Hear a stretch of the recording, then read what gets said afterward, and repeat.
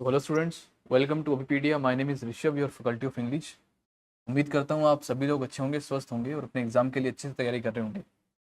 आज का सेशन काफ़ी इंपॉर्टेंट रहने वाला है। इसमें हम लोग डिस्कस करेंगे एक्टिव एंड पैसिव वॉइस। ठीक है। इससे पहले जो भी लेक्चर्स आपको जा चुके हैं, प्लीज़ उनको आप एक बार अच्छे से देखिए, उनको रिवाइज करिए, सो दैट आप साथ साथ में उनका रिविजन करेंगे, तभी वो चीज़ें आपको हेल्पफुल रहेंगी। अदरवाइज वो चीज़ आप भूल जाओगे और उसको फिर जो आपने एक वन टाइम जो फर्स्ट टाइम दिया रहेगा, वो भी उसका कोई बेनिफिट आपको मिलेगा नहीं। ठीक है। तो चलते फिर स्टार्ट करते हैं हमारी आज की क्लास को without any further delay. Before starting the class, थोड़ी सी इन्फॉर्मेशन आपके साथ में शेयर करना चाहता हूँ that in the year of 2022, ठीक है, दिस वाज द रिजल्ट। ठीक है, ये कुछ हमारे स्टूडेंट्स थे जिन्होंने सेबी ग्रेड ए एग्जामिनेशन को क्रैक किया था, and you can be also one of them. ठीक है, in this like one of them in this particular year, because vacancies जो आउट हुई हैं, जो सॉरी नो जो भी नोटिफिकेशन, ठीक है, बिकॉज सेबी का एक ऐसा एग्जाम है कि एक अच्छी रेपिटेटिव जॉब है, एंड एक अच्छा लाइफस्टाइल है, एक अच्छा वर्क कल्चर है। तो और डेफिनेटली अगर ग्रेड ए लेवल की कोई भी पोस्ट रहती है तो एक अच्छा लाइफस्टाइल आपको प्रोवाइड करवाती है वो, राइट। उसी के लिए आपको 50% ऑफ भी रहेगा सेवी के कोर्सेज पे। ठीक है, फर्दर इन्फॉर्मेशन के लिए आप यहाँ पे इस नंबर पे आप कॉन्टेक्ट करके जो भी आपको जानकारी चाहिए आप वहाँ से ले सकते हो। इसको नंबर को मैं लिख रहा हूँ यहाँ पे 7837336551। ठीक है, तो इस नंबर के ऊपर कांटेक्ट करके आप जो भी आपका डाउट है आप उसको यहाँ पे क्लियर करवा सकते हो। अब आते हैं हमारे लेक्चर की तरफ, एक्टिव एंड पैसिव वॉइस। अब एक्टिव और पैसिव वॉइस होता क्या है, ठीक है, एंड किस तरह से आपके लिए वो चीज़ हेल्पफुल रहेगी वो भी आपको समझना जरूरी है। बिकॉज देखो, पहली बात तो हमने लास्ट लेक्चर में जो नरेशन करा था वो भी एक काफ़ी इंपॉर्टेंट चैप्टर है, क्वेश्चंस आपको वहां से देखने को मिलते हैं। एक्टिव एंड पैसिव वॉइस में भी आपको क्वेश्चंस यहाँ से आते हैं और आपको कहीं ना कहीं वो चीज़ हेल्प करेगी, बिकॉज एक छोटा टॉपिक है। ठीक है, तो लिमिटेड टाइम देके आप यहाँ से फ्रूटफुल रिजल्ट अचीव कर सकते हो। Now what is voice, voice क्या होता है? ठीक है, वॉइस होता क्या है? The term voice is a term that is used to denote the form of the verb, जिससे कि एक, ऐसे समझो, वॉइस जो है फॉर्म ऑफ वर्ब है, जिससे कि हमें पता चलता है कि जो हमारा एक्शन हो रहा है, ठीक है, क्या उसमें जो सब्जेक्ट था हमारा, सब्जेक्ट क्या हमारा डूअर था या फिर रिसीवर था। मतलब सब्जेक्ट उस एक्शन को कर रहा था या उस एक्शन का जो भी कॉन्सिक्वेंस था उसको भोग रहा था, राइट। अब कैसे इसको हम क्लैरिफाई करेंगे और थोड़ी एग्जांपल से, जैसे मैं बोलता हूं I play cricket, I play cricket, तो यहाँ पे मैं यहाँ पे क्रिकेट खेल रहा हूँ, सो इट मीन्स मैं एक्शन परफॉर्म कर रहा हूँ यहाँ पे, बिकॉज ये हमारा एक्टिव सेंटेंस है, तो इसलिए यहाँ पे जो मेन फोकस रहता है वो हमारा सब्जेक्ट के ऊपर रहता है, जो डूअर है उसके ऊपर रहता है, राइट। सेकंड, इसी को अगर मैं चेंज करूं तो मैं लिखूंगा क्रिकेट इज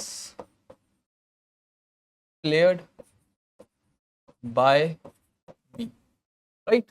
अब यहाँ पे जो मेरा ज्यादा फोकस है वो क्रिकेट किसके द्वारा खेला जा रहा है, ठीक है, मतलब ज्यादा फोकस मेरा क्रिकेट खेलने पे है। कौन उसको खेल रहा है वो बिल्कुल मैंने लास्ट में कर दिया है, मतलब जो यहाँ पे सब्जेक्ट था वो मेरा पैसिव में जाके ऑब्जेक्ट बन चुका है, ठीक है, और जो यहाँ पे ऑब्जेक्ट था वो पैसिव में जाके सब्जेक्ट बन चुका है। उम्मीद करता हूँ ये चीज आपको क्लियर हुई होगी, ठीक है। तो इसी तरह से हम इसको आइडेंटिफाई करते हैं, जिसमें एक्शन सब्जेक्ट करता है, जो एक्शन परफॉर्म हो रहा होता है उसको अगर सब्जेक्ट के थ्रू परफॉर्म किया जाता है तो वहां पे हमारा मेन फोकस सब्जेक्ट के ऊपर होता है कि क्या एक्शन हो रहा है ना। सेकंड केस में हमारा मतलब वर्ब से आइडेंटिफाई होता है, अगर वर्ब की हमारी नॉर्मल फॉर्म है, ठीक है, क्योंकि इसमें तो हर फॉर्म थर्ड फॉर्म में रहेगी, चाहे इज के साथ हो, चाहे वॉज के साथ, चाहे हैज के साथ, चाहे हैव के साथ, ठीक है, हर एक वर्ब की फॉर्म थर्ड फॉर्म में रहेगी, तो ये पैसिव को आइडेंटिफाई करने में हेल्प करती है, ठीक है। दूसरे केस में क्या होता है, जो पैसिव सेंटेंस होता है उसमें हमारा जो सब्जेक्ट होता है वो ऑब्जेक्ट की तरह काम करता है, ठीक है, और जो ऑब्जेक्ट होता है एक्टिव का वो पैसिव में सब्जेक्ट बन जाता है। ये चीज भी आपको याद रखनी है, जो एक्टिव का सब्जेक्ट होगा वो पैसिव में ऑब्जेक्ट बन जाएगा, जो पैसिव में जो सॉरी एक्टिव में ऑब्जेक्ट होगा वो पैसिव में सब्जेक्ट बन जाएगा।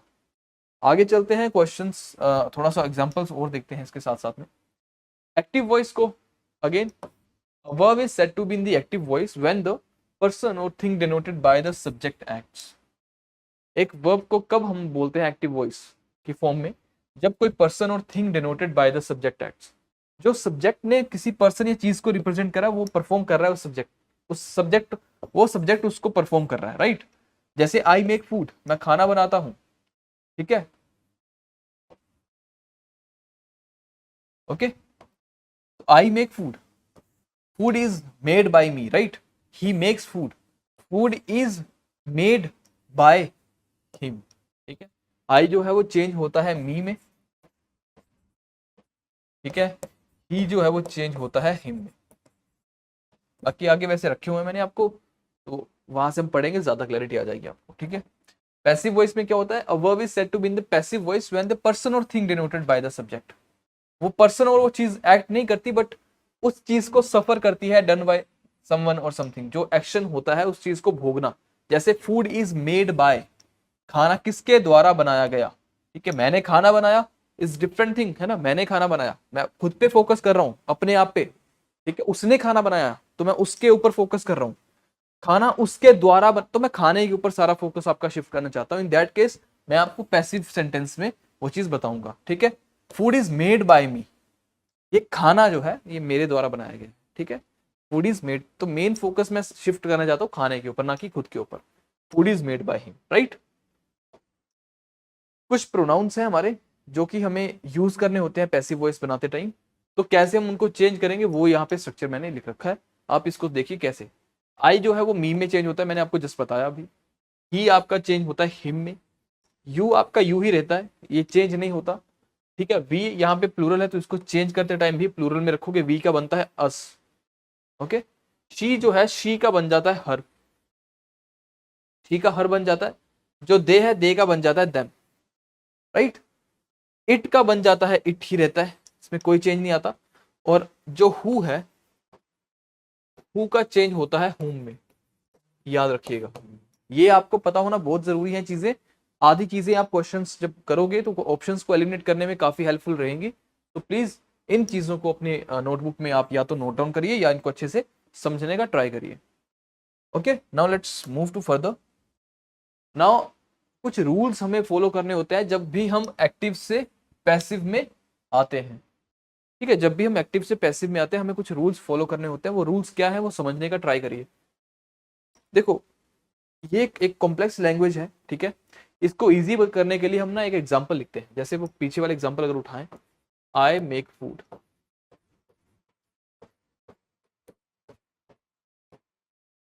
तो इसको अगर पैसिव में लिखूं तो food is made by me, I make food, food is made by me, right. अब यहाँ पे समझने वाली बात क्या है वो उसको देखिए, बाकी सब जो लिखा है इसको भी मत देखिए कुछ भी, इसके ऊपर फोकस करिए। सब्जेक्ट जो आपका है, कलर चेंज कर लेता हूं, ये आपका जो सब्जेक्ट है ना एक्टिव, ये है एक्टिव, ये है आपका पैसिव। तो जो एक्टिव का सब्जेक्ट है वो आपका बन जाता है ऑब्जेक्ट, ठीक है। मैं इसको एएस करके लिख रहा हूं, एक्टिव का जो सब्जेक्ट है वो पैसिव का ऑब्जेक्ट बन जाता है, इसको आप लिख लो, राइट। जो एक्टिव का ऑब्जेक्ट है वो पैसिव का सब्जेक्ट बन जाता है। उम्मीद करता हूं ये छोटी सी बात समझ आई होगी आपको, ठीक है। ये तो होगी बीच की बात, अभी हमने कुछ नहीं करी, ये लास्ट और फर्स्ट और लास्ट की बात कर रहे हैं ना। बीच में चेंज कैसे आता है, एक तो हमेशा पैसिव में वर्ब की थर्ड फॉर्म आएगी और लास्ट में उसके बाद बाई आएगा, बाई के पहले कुछ ना कुछ जो भी हमारा सब्जेक्ट या जो भी हमारा ऑब्जेक्ट है वो आएगा बाई के बाद में, ठीक है। वर्ब की थर्ड फॉर्म हमेशा रहेगी, बाई हमेशा रहेगा। वैसे कुछ केसेस में बाई जो है वो नहीं भी आता, बिकॉज उस केस में हमारे पास क्या होता है कि हमें अंडरस्टूड होता है कि सब्जेक्ट हमारा ऑब्जेक्ट हमारा यही आने वाला है, राइट। जैसे we should respect our country, तो our country should be respected, ठीक है। तो ऐसे करके हम चीजें जब लिखते हैं तो वहां पे अंडरस्टूड है कि किसके द्वारा, हमारे द्वारा, तो बाय अस नहीं भी लिखेंगे चल जाएगा वहां पे। ओके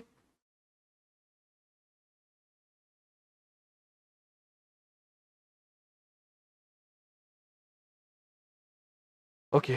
अब देखिए एक्टिव ऑब्जेक्ट, देखो वही चीज है, एक्टिव का जो ऑब्जेक्ट है वो बन जाता है पैसिव का subject. Verb will take place according to tense, जिस हिसाब से टेंस आ रहा है, और जो हमारा नंबर है, सिंगुलर है तो सिंगुलर, प्लूरल है तो प्लूरल। ठीक है, जैसे किसके ऊपर डिपेंड करेगा, देखो जो हम पैसिव बनाते हैं ना, एक्टिव को पैसिव में चेंज करते हैं, तो अगर पैसिव का जो सब्जेक्ट हमारा अगर प्लूरल हो गया तो वर्ब ऑब्वियस सी बात है प्लूरल आएगी, अगर वो सब्जेक्ट सिंगुलर है तो वर्ब सिंगुलर। इसलिए ये चीज यहाँ पे मेंशन करी गई है कि सिंगुलर और प्लूरल, ये आप रट्टा नहीं मारोगे, उस सब्जेक्ट के ऊपर देखोगे, वो अगर सिंगुलर होगा तो वर्ब सिंगुलर होगी, वो अगर प्लूरल होगा तो verb will be plural. Is that clear? Now point number 3, main verb will always come in the third form. ये आपके लिए बहुत इंपॉर्टेंट पॉइंट है, मेन वर्ब हमेशा थर्ड फॉर्म में रहेगी। ये आपको ऑप्शंस को एलिमिनेट करने में काफी हेल्प करेगी। यूज ऑफ बाय, बाय का यूज एज अ प्रेपोजिशन आप हमेशा करोगे। जैसे she is playing the guitar, इसी एग्जांपल को करो आप, साथ साथ में ना खुद भी लिखा करो examples. She is playing the guitar, अब इसमें कैसे आप करोगे change, she is playing the guitar, the guitar बन जाएगा आपका पैसिव का सब्जेक्ट, बिकॉज यहाँ पे एक्टिव में ऑब्जेक्ट है, तो आपको रट्टा नहीं मारना है इसको। जो लास्ट में आपको लगेगा ना ऑब्जेक्ट, जो भी ऑब्जेक्ट है उसको सब्जेक्ट बना दो, और सब्जेक्ट को आप उठा के ऑब्जेक्ट बना दो, बस इतना ही आपको काम करना है, राइट। द गिटार, अब गिटार कैसा आपका सब्जेक्ट रहेगा, सिंगुलर है या फिर प्लूरल है?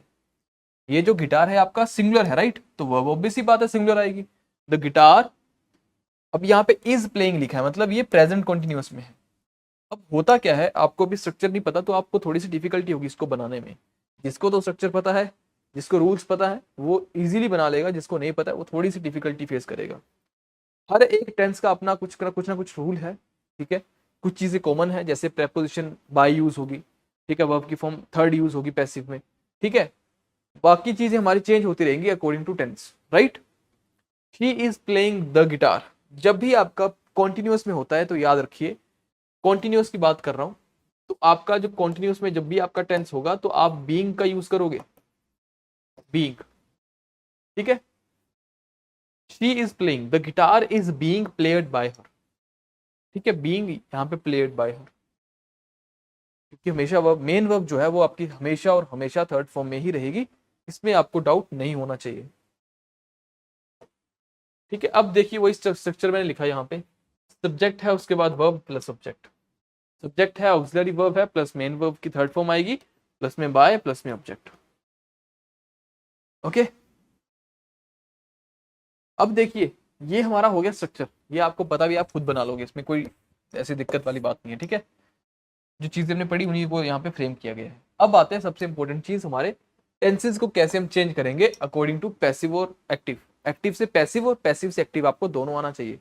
अगर आपको एक्टिव से पैसिव आ गया तो आप पैसिव से एक्टिव को बिल्कुल रिवर्स कर दोगे तो आपका पैसिव से एक्टिव बन जाएगा। जैसे मैं आपको वही सेम एग्जांपल देता हूं, फूड इज मेड बाय मी, ठीक है, फूड इज मेड बाय मी। अब यहाँ पे मी को उठा के, ये पैसिव में है, ठीक है, कैसे पता चला, बिकॉज इसके साथ मेन, अपना मेन वर्ब की थर्ड फॉर्म है, ठीक है, तो आप पकड़ लोगे इसको, और ऑब्जेक्ट देखो कैसा है इसका, ठीक है, मी का बन जाएगा आई। इज मेड कब लगता है आपको पता होगा, अगर आपको पता है तभी आप कर पाओगे चीजें चेंज, राइट। अगर आपको पता है कि इज मेड मतलब कि प्रेजेंट में रहेगा, एक तो पहली बात, ठीक है, और दूसरी बात कि यहाँ पे हमारा इज मेड कब आता है, जब आप प्रेजेंट को चेंज करते हो, ठीक है, तो बनता है। तो आई मेक, मेड का तो मेक बन जाएगा, बिकॉज आप है ना सिंपल प्रेजेंट में रखोगे, आई मेक फूड। तो इसमें कोई ऐसा इशू नहीं आएगा, अगर आपको एक्टिव से पैसिव बनाना आ जाता है, इजीली आप पैसिव से एक्टिव भी बना लोगे। ओके, अब देखिए यहाँ पे वर्ब के साथ में, वर्ब फर्स्ट फॉर्म के साथ एस, सॉरी एस आएगा, ठीक है। अब देखिए सब्जेक्ट, और ये हमारा है simple present, right. This is present continuous, this is present perfect, and present perfect continuous का हमारे पास में पैसिव फॉर्म नहीं होता, राइट। इस चीज को याद रखिएगा। सिंपल प्रेजेंट का स्ट्रक्चर होता है सब्जेक्ट के साथ में वर्ब की फर्स्ट फॉर्म प्लस एस या फिर ई एस, ठीक है। ओके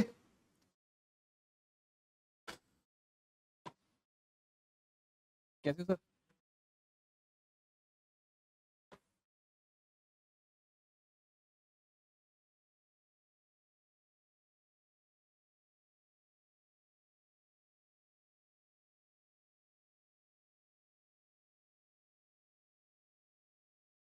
हाँ जी सर।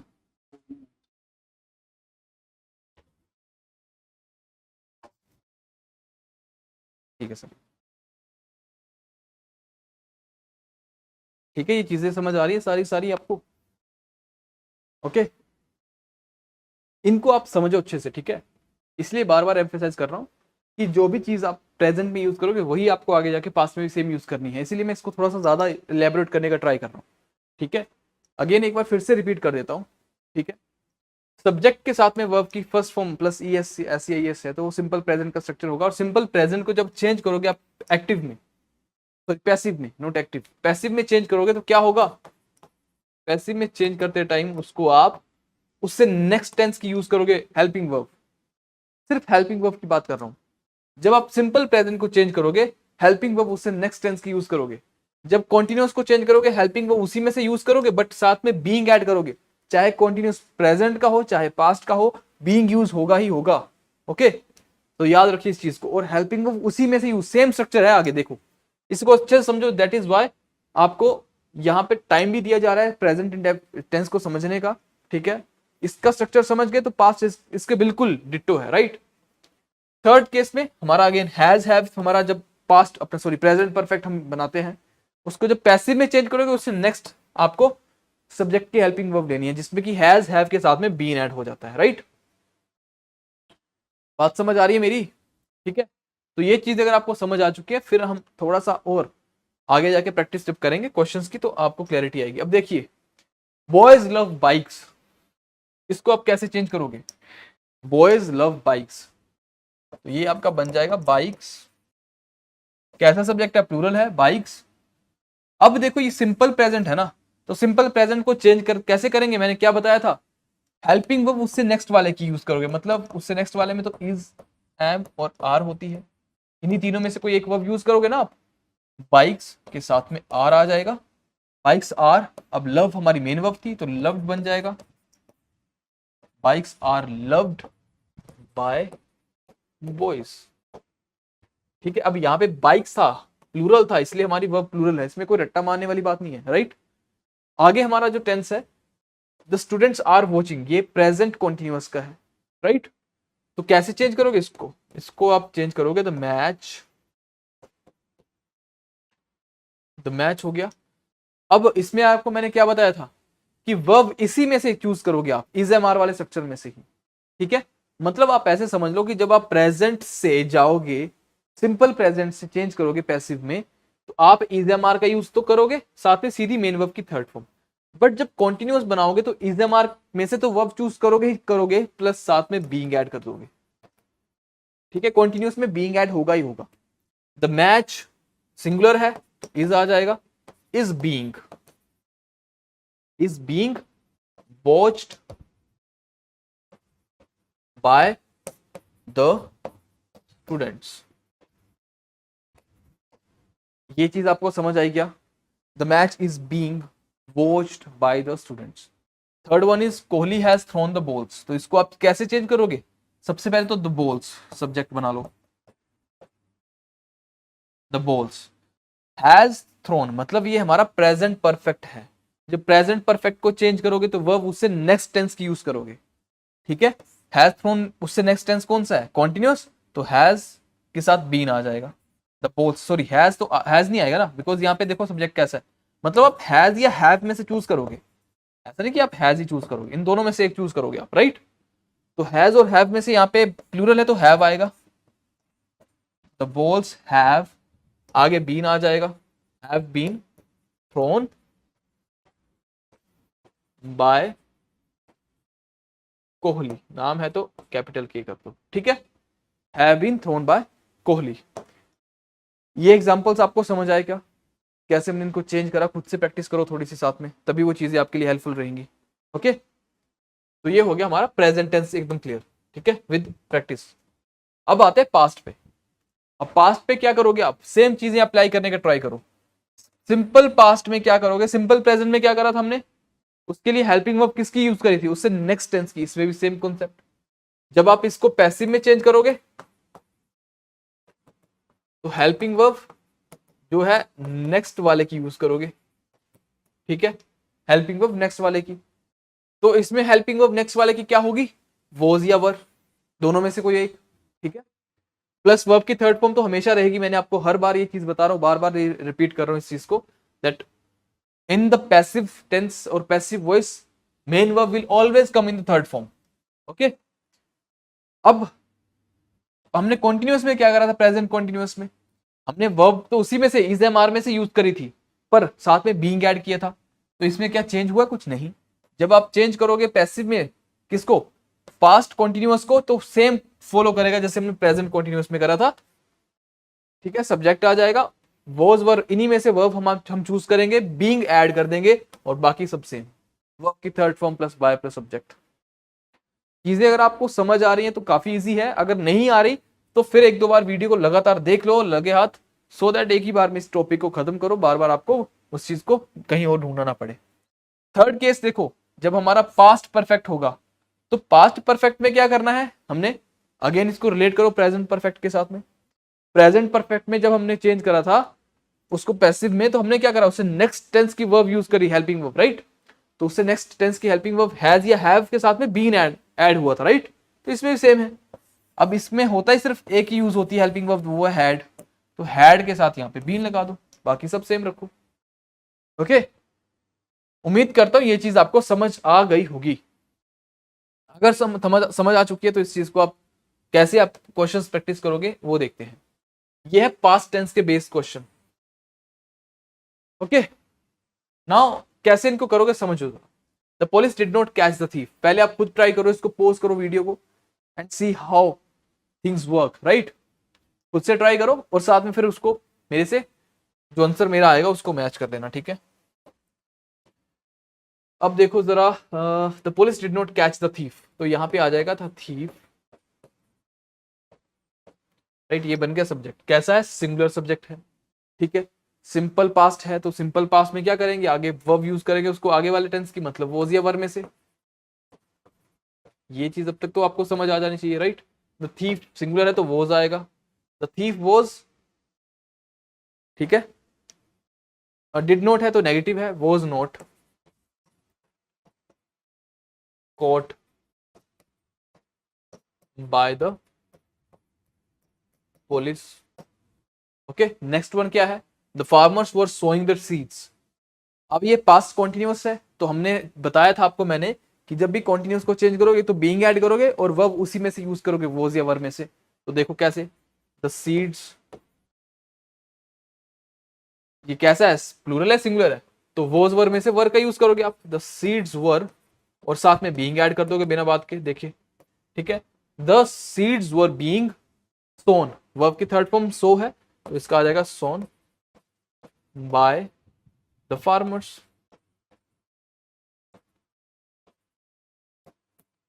ठीक है, कोई दिक्कत कोई परेशानी इसमें, the seeds were being sown by the farmers. Next हमारा क्या है, the players had won the match, इसको कैसे चेंज करोगे, द मैच, तो पहले बन जाएगा सब्जेक्ट हमारा द मैच। अब यहाँ पे हैड मतलब पास्ट परफेक्ट है, वर्ब कौन सी यूज करोगे पैसिव में, इससे नेक्स्ट वाले की हैड के साथ बीन कर दो ऐड,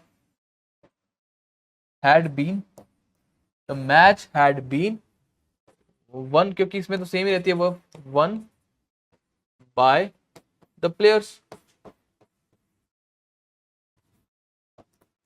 एक आपके लिए होमवर्क देता हूं, यहां पे क्वेश्चन देता हूं।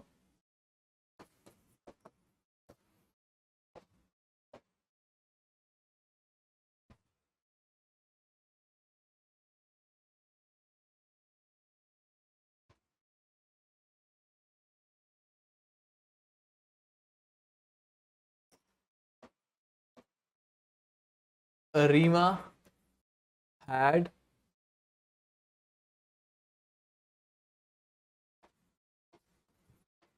gone to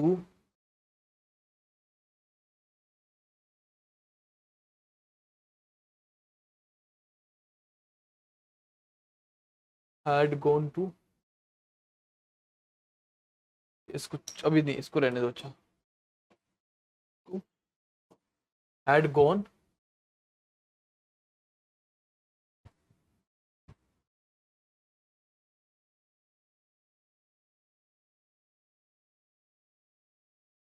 एक मिनट रुको,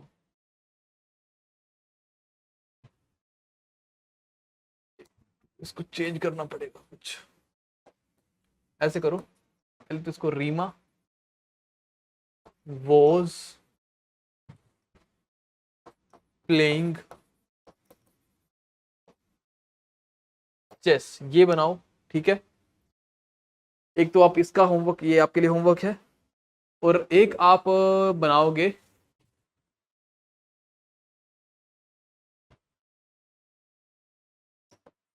रोहन, अगेन यहाँ पे होमवर्क लिख रहा हूँ, Rohan had scored good marks. ठीक है, Rohan had scored good marks. ठीक है,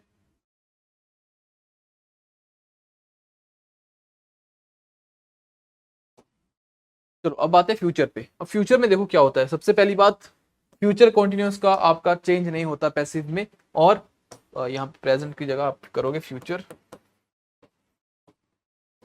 फ्यूचर परफेक्ट कॉन्टिन्यूस भी चेंज नहीं होता आपका पैसिव फॉर्म में, सिर्फ दो टेंसेस चेंज होते हैं, और ये बहुत ईजी है।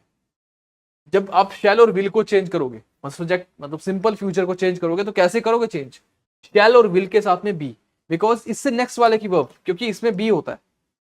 जो फ्यूचर कॉन्टिन्यूस का स्ट्रक्चर होता है वो कुछ ऐसा होता है, सब्जेक्ट प्लस शैल या विल, और प्लस में बी आ जाता है, प्लस में आपकी वर्ब की फर्स्ट फॉर्म, इसमें सॉरी वर्ब की कॉन्टिन्यूस है ना, हाँ, फर्स्ट फॉर्म के साथ में आईएनजी, प्लस में ऑब्जेक्ट। ये आपका फ्यूचर कॉन्टिन्यूस का स्ट्रक्चर है। तो आपको पूरे स्ट्रक्चर को फोकस नहीं करना है, आपको सिर्फ हेल्पिंग वर्ब देखनी है। शैल विल बी है ना, तो यहाँ पे शैल और विल के साथ बी आ जाता है जब आप चेंज करते हो, मतलब ये अपने से नेक्स्ट वाले की वर्ब को यूज करता है। ठीक है, बात समझ आई? पैसिव सब्जेक्ट शैल विल, और साथ में बी प्लस वर्ब की third form plus by plus subject. इसका कोई पैसिव फॉर्म नहीं होता। थर्ड इसका देखो, subject plus shell plus will plus have plus verb की थर्ड फॉर्म प्लस ऑब्जेक्ट। तो इसको चेंज कैसे करोगे? अगेन ये भी अपने से नेक्स्ट वाले की वर्ब यूज करेगा, हेल्पिंग वर्ब, राइट। तो शैल विल के साथ में हैव है अगर, तो यहां पे जब इसको पैसिव में चेंज करोगे फ्यूचर परफेक्ट को, तो हैव के साथ बीन। सारी चीजें सेम है, एक टेंस को समझ लो, हर एक चीज सेम है। ठीक है, उसी सेम कॉन्सेप्ट पे चीजें आपको यहाँ पे, इसीलिए बार बार वो लिंक करवा के बता रहा हूँ, अदरवाइज मैं इसको इंडिपेंडेंट भी बता सकता हूँ आपको। ठीक है, बट मुझे पता है कि किस चीज से आपको ज्यादा जल्दी वो चीज समझ आएगी और कैसे आप उसको रिलेट कर पाओगे। अगर आप इनकेस भूल जाते हो तो आप उस चीज को दिमाग में पैटर्न फॉलो कर सकते हो कि वो अपने से नेक्स्ट वाले की वर्ब ले रहा था, कॉन्टिन्यूस में सिर्फ अपने वाली वर्ब के साथ बीइंग ऐड कर रहा था, बाकी तो सब सेम है। ठीक है, तो यहाँ पे बीन आ जाएगा यहाँ पे। ठीक है, क्वेश्चंस देखते हैं, फिर आगे आपको थोड़ी सी क्लैरिटी हो जाएगी।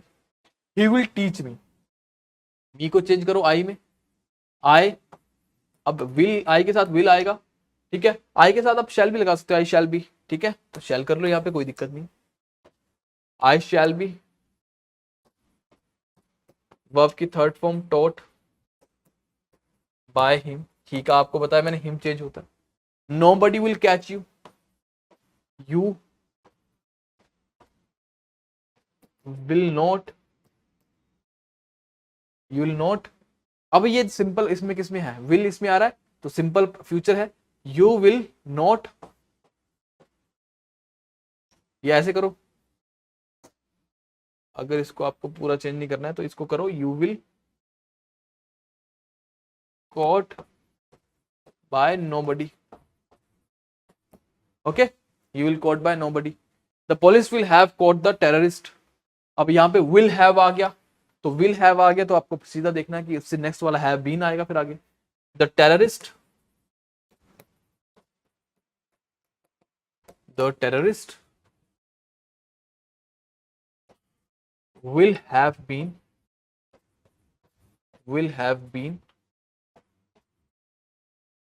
caught by the police. Okay, the terrorists will have been caught by the police. बात समझ आई आपको? तो ये था हमारा फ्यूचर के भी प्रैक्टिस क्वेश्चंस। ठीक है, आप खुद से भी क्वेश्चंस की प्रैक्टिस करोगे तो आपके लिए ज्यादा बेटर रहेगा, और जितनी प्रैक्टिस करोगे उतनी ही आपके लिए चीजें आसान होती जाएंगी। अब कुछ हमारे इंपॉर्टेंट रूल्स भी हैं जो भी हम साथ में देखेंगे। ठीक है, जैसे कि बोलता है स्ट्रक्चर हमारा कुछ ऐसा है, जैसे सब्जेक्ट के साथ में मॉडल ऑक्सिलरी वर्ब, मतलब मॉडल वर्ब, जैसे मे हो गया, माइट हो गया, मस्ट हो गया, विल, शैल, ये सारी की सारी मॉडल वर्ब्स होती हैं, राइट। ये इनमें से कोई अगर है तो आपको पता है कि मेन वर्ब की फर्स्ट फॉर्म आती है मॉडल वर्ब की नॉर्मल सेंटेंसेस, मतलब एक्टिव फॉर्म में हमेशा मेन वर्ब की फर्स्ट फॉर्म आएगी जब भी कोई मॉडल वर्ब आप देखोगे। ठीक है, मॉडल वर्ब जब भी आप कोई देखोगे तो उसमें आपकी वर्ब की फर्स्ट फॉर्म रहेगी।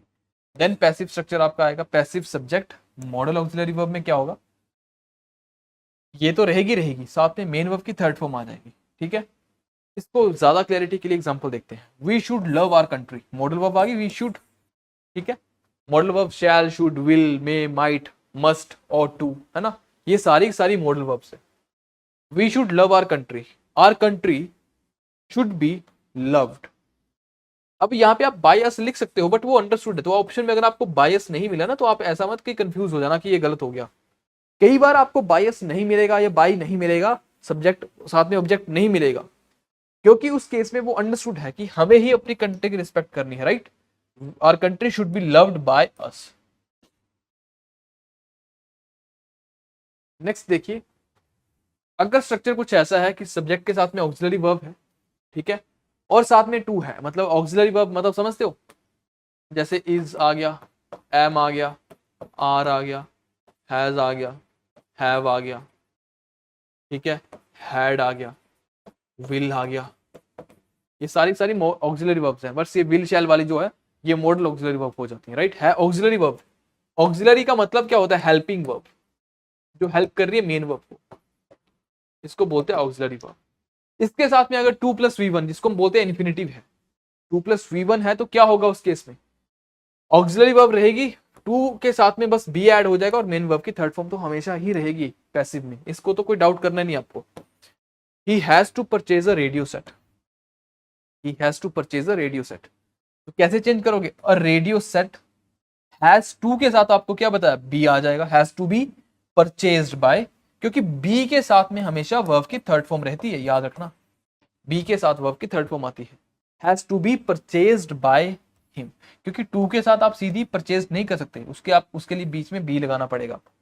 Okay, has to be purchased by him. उम्मीद कर रहा हूँ चीजें आपको समझ आ रही है साथ साथ में। ठीक है, असाइनमेंट क्वेश्चंस देखिए, इनको आप ट्राई करोगे अभी, वैसे मैं करवाऊंगा अभी के अभी, बट इनको पोज करके पहले खुद ट्राई करोगे आप। ओके, वीडियो को पोज करिए, साइड हो जाता हूँ मीनवाइल। उम्मीद करता हूँ आपने वीडियो को पोज करके क्वेश्चन अटेम्प्ट किया होगा। अभी देखते हैं सोल्यूशन इसका। I should have met him yesterday, options के साथ जाएंगे तो ज्यादा बेटर है। She should be meeting me yesterday, पहले तो देखो हैव मेट, यह है प्रेजेंट परफेक्ट, तो हैव बीन होगा, हैव बीन तो आएगा कहीं, कहीं पे हैव बीन है नहीं, हैव मेट नहीं, बीन कहीं नहीं है, इसमें एक हैव बीन है, इसमें हैव बीन है। अब दो ऑप्शंस में हमारे पास चांसेस हैं कि इनमें से कोई आंसर होगा। ठीक है, I should have met him, him का बन जाएगा ही, ठीक है। He should have been meeting, क्या मीटिंग आएगा, he should have been, meeting थोड़ी आएगा। मैंने आपको कितनी बार बता रखा है कि पैसिव में आपकी वर्ब जो है, मेन वर्ब जो है वो हमेशा थर्ड फॉर्म में रहेगी। ठीक है, पैसिव में मेन वर्ब आपकी हमेशा थर्ड फॉर्म में रहेगी, तो यहाँ पे मीटिंग तो नहीं आएगा, इसी को भी एलिमिनेट करो। आप बिना कुछ ज्यादा एफर्ट करे आराम से अपने सही आंसर तक पहुंच चुके हो, और ये this is 100% right approach when it comes to solve questions in your competitive exam. Okay, because you have answer among these 4 options, so why to waste time to think कि क्या इसका एग्जैक्ट आंसर होगा, खुद से क्यों सोचना है, just use these options, right. Next, they have done this to diffuse the crisis, they have done this to diffuse the crisis, the crisis has been diffused by them, तो सेंसली change हो गया, they have, उन्होंने ये इसलिए करा ताकि crisis diffuse हो जाए, right, they have done this to diffuse the crisis. तो ऐसे बोल सकते हो कि दिस हैज बीन डन, तो आना चाहिए ना, this has been done, the crisis has been diffuse by them, नहीं, गलत, this has been done by them to diffuse the crisis, या फिर this has been done by them so that crisis is diffused, this to diffuse the crisis this was done by, was तो नहीं आएगा, गलत। अब दो options बचे आपके पास में, इनमें से एक कोई आंसर होगा आपका, है ना। अब अच्छे से इसको ऑब्जर्व करिए, this has been done, this have done, sorry, they have done this to diffuse the crisis. अब this has been done, this has been done so the to diffuse the crisis. अब आप खुद सोचो, इसमें अगर हम देखो तो इसके दो पार्ट कहीं ना कहीं बन रहे हैं। डिफ्यूज द क्राइसिस, जैसे इसको मैं अलग लिखूं, डिफ्यूज द क्राइसिस, इसका बन जाएगा क्राइसिस इज डिफ्यूज्ड, या द क्राइसिस इज डिफ्यूज्ड, ठीक है, यही होगा।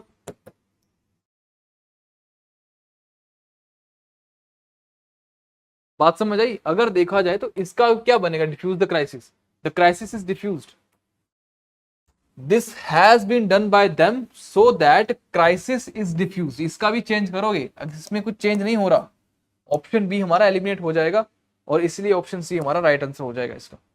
देखो, this has been done, sorry, they have done this has been done so that the crisis is,